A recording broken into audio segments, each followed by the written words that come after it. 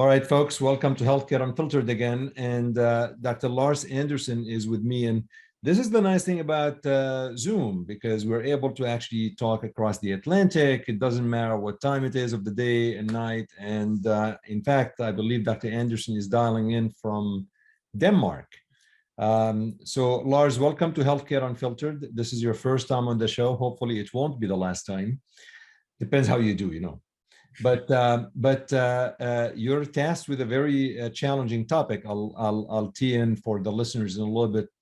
But before we do that, maybe introduce yourself to listeners, who you are, what you do, and what's your day-to-day looks like in medicine or research. Yeah, thank you so much. It's great being here. So my name is Lars Andersen. I live in Aarhus in Denmark. Aarhus is one of the bigger cities in Denmark, although small on a global scale. I'm an anesthesiologist and intensive care doctor in training. I have a few years left of residency here in Aarhus. And then I do clinical research, both observational studies and randomized clinical trials. My focus is primarily on acute and critical illness, with a specific interest in cardiac arrest and sepsis and other things that are sort of acute and critically ill in the ICU. So as part of your training, do you get any formal statistical training or epidemiological training at all as part of the curriculum in Denmark? So I think my path is a little unusual because we don't have a lot of statistical or epidemiological training in medical school. There's a little bit, but it's very, very basic. However, after medical school, I did a PhD in clinical research, which is sort of a broad topic here in Denmark. It's not uncommon for MDs to do PhDs here in Denmark. So I did that, and I did most of it living in Boston and working with people at Harvard Medical School. When I was there, I also did a master's in public health at Harvard School of Public Health. And of course, as part of that, I got some training in epidemiology and statistics. So most of my theoretical background is based on my PhD and my MPH. So how long ago were you in the US? I was there from 2012 to 16. Okay. And as part of your work currently, is there a lot of dedicated time for research, or is it like you just do this later in the evening and on? It's mostly a hobby, as I used to say. But so no, I work full time clinically. Luckily, the schedule in residency is not as extreme as it can be in the US, at least for some specialties. So we have a reasonable work week, so there is room for research as well. That's great. I have to say, I've never been to Denmark, but I'm a big fan of your soccer team. Your football team is, I've always been a big fan of the Danish team in soccer. I actually don't know, did they qualify for the World Cup though in 2022? They did. All right. Well, we'll be cheering. They're doing pretty well. They've been good the last few years. A lot of good players and sort of a good vibe around the whole team. So people are looking forward to the summer. Yeah, well, it's going to be in December because it's in Qatar. Oh, that's right. That's right. You're perfectly right. I always forget that. We think it's in the summer, but of course, it's not. Exactly. So the reason I reached out to you, Lars, and it took us a while to schedule this. I read a paper that you wrote with a couple of colleagues of yours on Colider Bias. It was a viewpoint in JAMA and in JAMA. The concept of collider bias personally has always been not always an easily understood concept for a lot of oncologists and frankly for a lot of physicians. This is not really an oncological issue, but I'm a medical oncologist by training. So I wanted to have you to simplify the concept of collider bias to listeners who are interested in research and who are listening to the show. And then as we simplify this, I want to try to figure out how do you really apply that concept on some of the studies that were published pertaining to COVID-19. because COVID-19, it's over 2 years now since the pandemic started. There are so many flawed studies and some good studies and all that stuff, but clearly some of these flaws could be related to that. So let's start by, I don't know, let's start, give us basics. Don't pretend people who are listening don't know much about this concept at all. What are we talking about when we say collider bias? Yeah, so that's I'll do my best to try to keep it simple. I think a good start is to think of bias in general. Like, what is bias? It's a systematic error in some truth. You want to know some estimate. Does this treatment work? How large is the effect? And of course, the ideal setting for that are randomized clinical trials. But as we have shown and described in our paper, some of these biases can occur both in observational studies and in randomized clinical trials. I think some of the confusion before we start with some of the terminology is because of the terminology. Like, different groups of people use different terminology for some of the same things, both within medicine, but also across disciplines. People in economy use terms that mean the exact opposite or different things in epidemiology or in medicine. So there's a lot of confusing terminology. The terminology we have used in the paper, and I think is very useful, is the one that most sort of modern epidemiologists use, which is that bias can ultimately be divided into three different groups. So there's the classic confounding, which I think most people are familiar with. They're comfortable with it. They understand the concept and the implications. It's fairly easy to explain. You can explain it to someone who is not in medicine or is not in epidemiology, because it sort of makes sense. It's intuitive that if someone is more sick and they get the treatment, well, they also have a worse outcome. And it might not be because of the treatment, but because of this confounder. So confounding is fairly straightforward to understand, I think, in many circumstances. Then there's information bias, although with confounding, you have to have the confounder has an impact on the outcome that you are studying. Exactly. So it has to have an impact both on the exposure or the intervention you're interested in, but also on the outcome.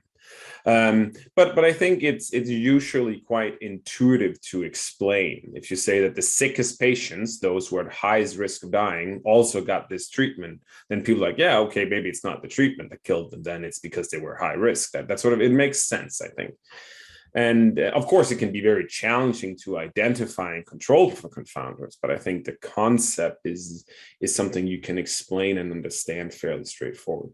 And then there's information bias, which I won't spend that much time on, but it's sort of if there's some issues with the measurements of your outcomes or your variables, and that's also something that's sort of intuitive and makes sense. And then there's this last category called selection bias, which Colider bias fits under. And in fact, I think for almost all circumstances, selection bias and Colider bias are the same concepts, at least using the terminology used by some of the modern epidemiologists. And of course, it's a well-known epidemiologist called Miguel Hanan, who's really written a lot about this, and we have referenced some of his papers in our little tutorial here. And I think if people are interested in, that's a really good source. He's a very good writer, so it's also quite easy to understand. So Colider bias is difficult to explain in a podcast because it's a very sort of visual thing. It's even in the word collider, which sort of refers to the use of directed acyclic graphs, which is this concept. It's basically just sort of drawing your assumptions. So you can draw up some variables, some arrows to show some of the causal paths. And the whole idea is that collider is because in these directed acyclic graphs, it's not that important what they are, but it's because something collides on that variable. And that's sort of a weird terminology, and it's hard to understand. Another way of looking at it that is sort of less technical, perhaps, is that a collider is something that is caused by another variable, two other variables. So there's a causal path between some variable and the collider. And that's not a problem unless you adjust for condition on that collider. And once you do that, then you get this spurious association between the two other variables. And I think that's... To give an example, like I think as you're explaining this, you're probably going to illustrate this with an example. So at least people understand from the abstract, you bring it home with an example. Yeah, so it is a thing I think that is hard to conceptualize, but once you sort of hear some examples, it might make a little bit more sense. So we have one example in the manuscript where we say, imagine you're enrolled into a clinical trial, and you are only included either if you have one or two risk factors, like you either have to have this risk factor or the other risk factor. If you have both, you're not included. If you have zero, you're not included. It could be some genetic marker, it could be something else. If you then have that cohort of patients, those that are included in the trial, if you were to look at the relationship between those two variables, those two markers, they would be inversely correlated, right? Because you either have one or you have the other.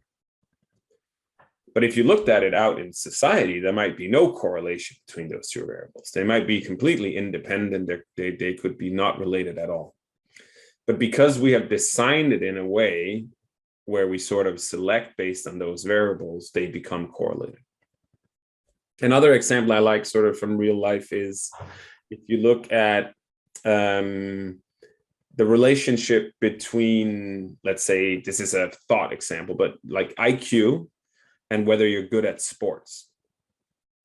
If you look at the general population, there's no relationship. It's not related.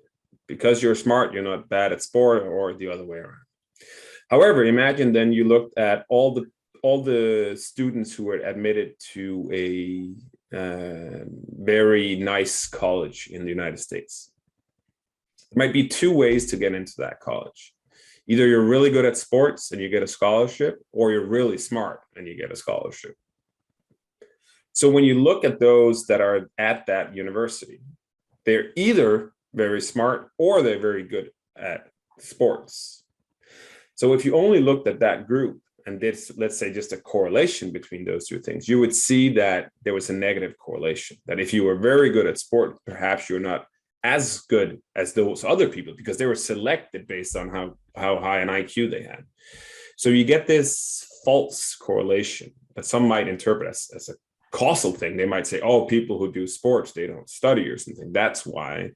But in fact, there's no cause and effect at all. It's just a spurious relationship that comes up because we have conditioned or selected a specific group of people, and that is those that are at that university or at that college. That is very interesting. I like that. I think I think once you bring those as an example, really it brings it home. So is, you said, maybe you could elaborate on this. You said collider bias is something that you also could see in a randomized controlled fashion and trials. And, at least most of us believe this is really the golden, goose, or this is the gold standard prospective randomized controlled trial. How does collider bias impact a prospective randomized controlled trial? Yeah, so as we talked about, confounding, of course, in the beginning is removed if you have randomization, and then the randomization is good. And that is why we like randomized trials so much, because they don't have confounding. But of course, that doesn't mean they can't have other biases, and they can have both information bias and collider bias. The thing that can happen with collider bias is you can always think of it as something that only happens or almost only happens if you restrict or condition on something that happens in the future. So imagine you have a clinical trial, and we have an example in the manuscript as well, where you randomize patients, then you follow them up for, let's say, a year, and then you record the outcome on all patients. And you analyze it according to the group they were in, intention to treat. And if the outcome is measured correctly, you neither have confounding, collider bias, or information bias. You have a valid estimate of the treatment effect. But of course, in the real world, that's not always what happens. You have loss to follow-up, for example, which is very common in all types of trials, especially if you have very long follow-up. The example we use in the manuscript is related to the Mediterranean diet. And they had randomized patients either to a Mediterranean diet or a control diet or usual diet, whatever they had. And their outcome was cognitive function outlets. I can't remember maybe 5 years after the intervention. The problem is that some people leave the trial. But you can only analyze outcomes in those that did not leave the trial, right? In those that are not lost to follow-up. You don't have the outcomes in those who are not there. And then you can already see there by only analyzing those that are left, you're already restricting your sample. You're already selecting someone out of the trial. And that's where you potentially can have some problems. In this specific example, it could be that cognitive function is related to whether or not you're lost to follow-up, right? It might be that if you have severe dementia, severe cognitive impairment, you don't show up to your follow-up appointment. Mm-hmm. Mm-hmm. So that means that those that are left are not a representative sample of what you started with. So let's imagine that the diet had an effect on cognitive function. Let's say the Mediterranean diet improved cognitive function. However, in the control group, those who have very poor cognitive function never show up. Right. So then in the end, it looks like the control group is better than it actually is because all the bad ones never made it to follow up, whereas the bad ones in the Mediterranean diet group, you lifted them up with your intervention and now they're showing up to your follow-up. And of course, we know this type of bias as differential loss to follow-up or things like that. But you can say structurally or mechanistically, it is a type of collider bias because both cognitive function and diet might have an effect on the follow-up, which is then the collider. So it's a little bit more tricky, but it's just a way of sort of formalizing or trying to explain some of these biases that we have known by other names, such as loss to follow-up. So, but if we try to simplify it even further, and by the way, you're doing amazing simplifying this. I promise you, a lot of folks who are listening, they're having way more grasp on the concept than before. But you're looking at a cause and effect in a randomized controlled fashion, prospective study. And then there's another element that is affecting the interpretation. And that element, which is in this situation, loss to follow-up, is the collider. Yes, because you're restricting your sample only to those who were not lost to follow-up, right? Only those that are left. Yeah.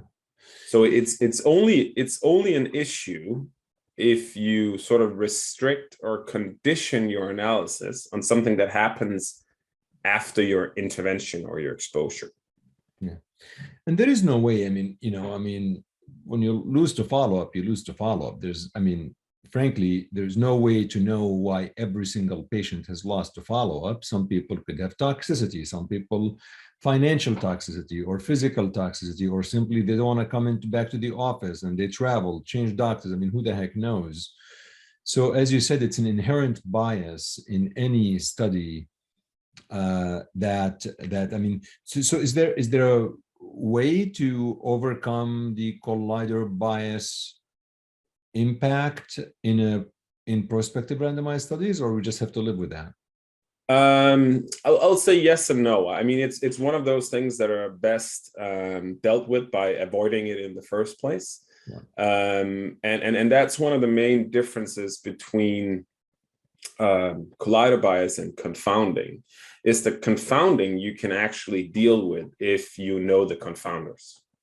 Whereas collider bias is best dealt with sort of in the design phase of your trial or your observational studies. It's hard to deal with after the fact. So it's hard to deal with if someone comes up to you and say, I have this study, I'm concerned about collider bias, what can I do? Well, we should have talked before you designed the study, because that's where the real issue often is.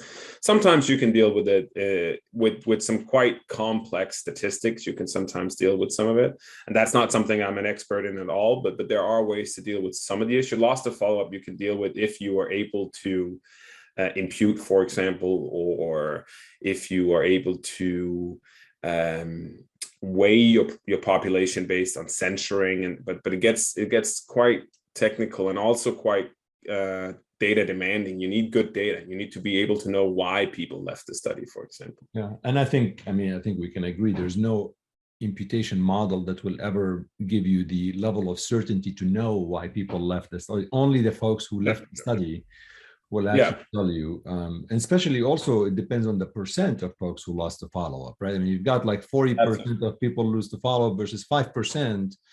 It's a little bit of a difference in terms of the power, how you interpret the study. And for confounders, you're talking about the regression models, right? Like, how do you overcome the confounding effect by using Cox regression models and so on? Yeah. I think when you look at what we've dealt with over the past 2+ years right now with the COVID-19 pandemic, I mean, I can tell you, Lars, it's been maybe a month since I looked at this. I used to go to pubmed.gov, and I would put COVID-19 and I would look at the number of papers that are actually published in the peer-reviewed literature. And I think the last time I looked was, I'm talking, we're probably over. Actually, what we can do literally, this is how we do it at Healthcare Unfiltered. We literally can put PubMed, and if I'm gonna get to something, I'm trying to, so if I look at COVID-19, we have 251,121 papers since 2 years, since like January 2020. So we can agree there's a lot of these that are garbage, obviously. But a lot of what we have dealt with COVID-19 has been based on observational effect, whether it is toxicity, whether it is vaccine related, whether it is myocarditis, a lot of this. You are an expert in dissecting some of these things. So take me through, as you were seeing these papers come out and a lot of policy decisions are made and treatment decisions are being made. How do you assess the quality of evidence for COVID-19 literature, given all of these biases, specifically collider biases? And maybe you can give us some examples of papers that you felt, if you can, of papers that were kind of crazy and they still passed the peer review and got published. Yeah, I think it's been a very interesting time for medical science. We've seen some of the best things I've ever seen in medical science, and also a lot of not so good science coming out. There's been a pressure to get data out very quickly, and sometimes that results in some publications that are less valid than others. One of the things I do is that I do statistical reviews for JAMA. I've been doing that for some years now, and so of course I get to see quite a lot of potentially high impact manuscripts, both observational and randomized trials. And I think collider bias is quite common in some settings, and I think COVID is a very good example for some things. And that's also actually the reason why we wrote this little tutorial paper, is to sort of, we used an example from the COVID literature because we thought it was a good example to illustrate the concept. The issue with COVID is that you always have to define a group of people you want to study.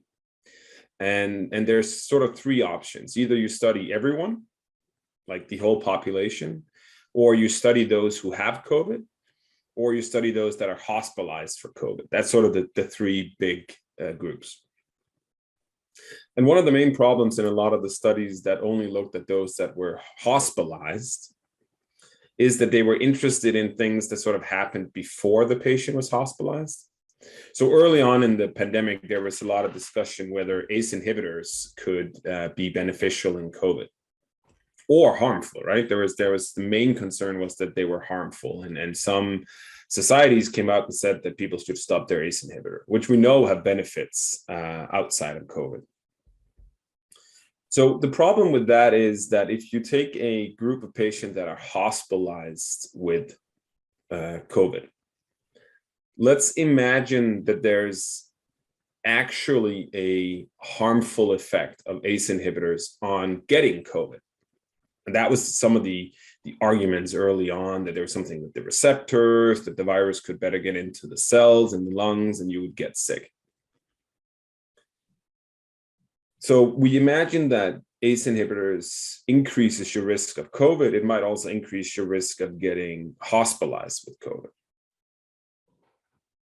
So this is sort of, so now there's two ways of getting hospitalized with COVID. This is now I'm painting sort of with the big brush, but it's either you get into the hospital because you were on an ACE inhibitor and you got COVID, or you got into the hospital because you just had COVID, like you just were sick enough to have COVID. So now we're back to the example with the college and the two different routes into the system. So either you were on an ACE inhibitor and therefore ended up in the hospital, or you just were sick enough. There was maybe some other reasons why you were very sick. Maybe you were obese, maybe you had comorbidities, whatever, maybe you had a low socioeconomic status. There could be all these risk factors for getting admitted with COVID. The problem here then becomes if you only look at those that are in the hospital, similar to when we only looked at those that were actually in the fancy college. Now there's suddenly this negative association between the different risk factors, because either, and this is of course a little theoretical, either you were on the ACE inhibitor and that was the cause, or you had other risk factors and that was why you were in the hospital. If you then look at those patients that were in the hospital, it will look like those on ACE inhibitors did much better, that they had better outcomes because they didn't have all the other risk factors. Right. They were there because of the ACE inhibitor, and perhaps that was quickly resolved and they were admitted home, whereas those who had more serious risk factors had worse outcomes. So the problem is when you only look at a subgroup of the patients you're actually interested in. In this case, we were actually interested in everyone, right? The entire population. Whether if you were on an ACE inhibitor, you did worse overall. But most of the time, we don't have data on entire populations and we don't have detailed data, but we might have data on those that are in the hospital. So because of some maybe pragmatic or logistical concerns, we end up with a subgroup of patients, but then we have these issues where Colider bias could play a role. And when I first, this is not something I knew a lot about, like even 5 years ago. I knew some of the concepts, but when I started to look into some of the literature, it sort of dawned on me that this could happen in a lot of different situations. The issue is, of course, that it's hard to quantify how important it is because you don't know. You can't sort of say, oh, this explains the results. It doesn't explain the result. But you can say that this is a potential issue that's quite difficult to quantify. You know, it's interesting once you bring this as an example of some of the COVID-19 literature. Not only it becomes clearer, but it also becomes a little bit challenging to interpret the literature. And I think, and I think what I have noticed over the past couple of years is everybody has become an expert overnight in COVID-19. Like, you know, we had like everybody on Twitter and social media became, my goodness, an expert. They know everything about pertaining what to do, and the critical thinking about some of these papers have been minimized. I mean, you know, because, you know, everybody wanted everything to work. And there's like you said, there's a pressure on making sure everything works and so on. And I think Denmark at least was one of the fewer countries that early on, probably they lifted most of the non-pharmacologic interventions, correct? I mean, if my memory serves me right. Yes, in the later part of the Yeah, in the pandemic. later, like, yeah, in Yeah, the later but part. early on, they were also quite quick to implement them early on. Yeah, yeah. They were very quick to start some restrictions and then also to lift them again. But we also have very, very high vaccine rates in Denmark. So I think there's multiple reasons for that. But did you like, is the was there, what was there epidemiologic studies that were country specific, or just general stuff and just interpretation was different? I mean, how did you feel that the world interpreted some of the literature that's coming out? How much of critical thinking did we do versus being reactive and just took the results face value? And were you able to review anything in terms of epidemiologic literature pertaining to either myocarditis or the non-pharmacologic interventions such as masking, such as schools, kids, anything like that? Or was that something you did not look at? Yeah, no, I did not. I'm in no way an expert in COVID or any measures to deal with COVID. I review papers, of course, but that's sort of individual papers. I don't review the entire literature on this. So I think I would be uncomfortable answering too many questions about it because I simply don't know the literature very well. I think as most people did, we tried to keep up with the literature in the beginning and sort of read the big trials and the big papers. But as you just mentioned, it quickly got completely impossible to keep up with this literature. So I think, and I think that's a lesson learned, perhaps that it almost became overwhelming, the amount of data that was out there, and there was certainly, at least in the beginning, a focus on quantity and not necessarily quality. But people were also desperate to try to figure out how to deal with this pandemic. Are there other examples from the COVID-19 literature that illustrate the collider bias concept? Anything else that comes to mind? I don't have any specific examples in mind. I think it can be a general issue when you look at sort of subsets of what you're actually interested in. So if you're looking at people in the hospital, but you're actually interested in everyone, or you're looking at those that tested positive for COVID, but you're actually interested in, let's say, everyone who had COVID and not just tested positive. Because of course, those that test positive are not the same as those that do not test positive, to just stay at home with their symptoms. So every time you sort of restrict your population in a way, you have to be very careful and sort of consider collider bias as a potential issue. Yeah. Lars, anything else pertaining to collider bias that you feel, again, the goal here is to illustrate and explain things to listeners to make sure that after listening to this, they have better grasp of the concept, and at least they are more aware of it when they are reading papers that are looking at cause and effect type of thing?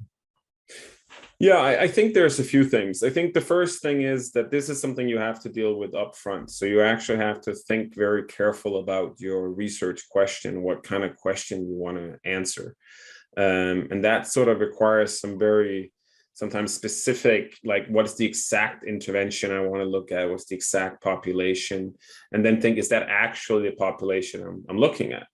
And I have felt that these directed acyclic graphs, there was another of these JAMA Guide to Statistics and Methods about directed acyclic graphs just a few months before we published ours.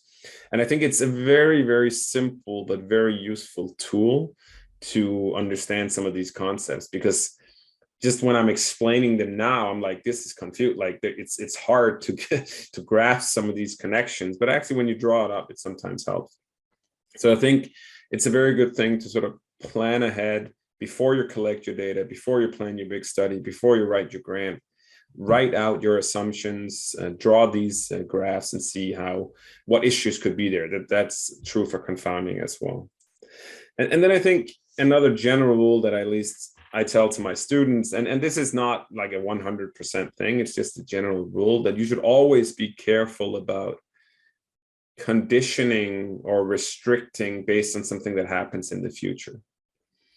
And you can also think of it as a clinician, right? When you're standing and have to make a medical decision, you don't know what's going to happen in the future.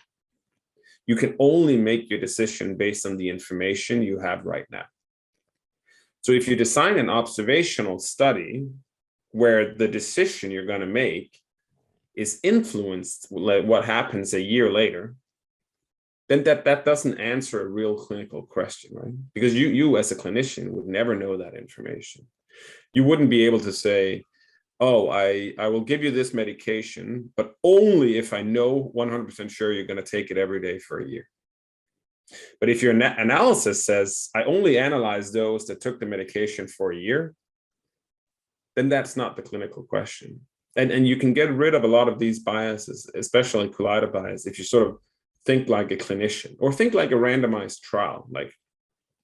And that's the so-called target trial framework that Miguel Hanan has also advocated, where you think, if I had to design a randomized trial, I would say, right now, I don't know what's going to happen in the future, but I randomize you to this intervention or this intervention. And whatever happens after that, we can't sort of restrict our analysis. We can't only look at those that have follow-up. We can't only look at those who continue the treatment or whatever. So I think thinking as a clinician or thinking as a trialist is sometimes very helpful when you do observational studies. And I use that myself a lot, sort of trying to conceptualize when I design an observational study. How would this look if I was a clinician, like I was making a decision, or I was designing a randomized clinical trial? Very, very important points you bring up, Lars. I mean, the only comment I have, and curious your thoughts, is that there are times there are limitations to what you're designing. Not a whole lot you could do about that, though. Like, in other words, like you just said, actually, I like the example you gave. Patients are receiving a pill on a clinical trial, and you're going to prescribe that pill on the study, and you hope they're going to adhere to it. But technically, you really, unless you're monitoring them 24/7, you really can't tell. So while there's probably a limitation in the interpretation, I'm not really sure there's always a way to overcome that interpretation. I guess what I'm trying to say, sometimes being aware of a limitation of a study does not always equate that you have the ability to overcome that limitation. No, absolutely. But I think that's a very, very good point. When I review manuscripts, even for JAMA, which is of course a high impact journal, if the authors are just very honest and sort of say these are the limitations and therefore more research is needed, or this is hypothesis generating for a clinical trial, I'm happy with that. The problem is, of course, when we don't acknowledge the limitations and simply conclude something that is not based on the data. So, for example, the manuscript we comment on the tutorial, I thought it was great. I recommended that it was published. It was published in JAMA. It's a great paper. They acknowledged their limitations and so forth. So I think a lot of these things are very good at generating hypotheses or getting smarter or getting us better at designing the next study or the next trial, as long as we acknowledge that. And understand that there's more to bias than just confounding. I think that was one of the goals of that little paper as well. Well, you articulated your view extremely well, and certainly the paper caught my attention, and I loved reading it. And I will put a link for the paper in the podcast notes, so at least folks can check on it. Before I'll let you go, I'm very grateful for your time, and I know we have different time zones between Denmark and Chicago. But what's next for you when you're done? Here tonight? No. Like when you're done with your training and everything. Oh, well, so I hope to go into intensive care clinically and then continue my research there. I am starting to have a little research group here in Aarhus in Denmark. So things are good. We're running clinical trials. We are doing some fun stuff with observational studies and more advanced methodology. So I'm looking forward to being done with residency, of course, but I'm having a good time. Well, I think for somebody like yourself who is a resident, I can promise you that you know a lot more than many attending physicians.